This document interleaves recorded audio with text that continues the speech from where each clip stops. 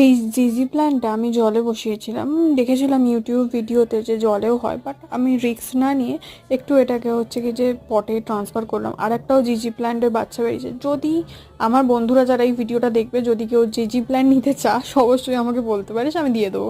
কারণ আমি এতগুলো নিয়ে কী করবো, তাই না? দুখানা বাচ্চা আছে, আর একখানা হচ্ছে। অ্যান্ড আমি এখানে ছাদে উঠেছিলাম, এই দেখো মুলু এখানে ঘুরে বেড়াচ্ছে। তো ওটা আর একজনের বাড়ির ছাদেও, ওখানে কেউ থাকে না বলে ওই কুকুরগুলো ওখানেই থাকে। সো আমার বাড়ির ছাদেও কালকে প্রচুর ফুল ফুটবে, দেখা যাক।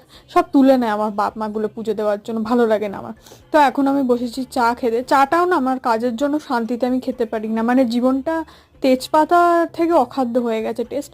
সো যাই হোক, এত কিছু কেনাকাটা কেন হয়েছে সেটা সাসপেন্স থাক, সেটা ফিউচারে বলবো। এখন এটাকে সাসপেন্স আমি রেখে দিচ্ছি, বাট আমি ক্লিপিংটা নিয়েছি স্মৃতি হিসেবে রাখার জন্য। সো এখানে তো আমার বয়ফ্রেন্ড এসেছিলো, ওর জন্য ডিম ভেজে দিলাম, অ্যান্ড এটা হচ্ছে আমার ডিনার। তো বাই।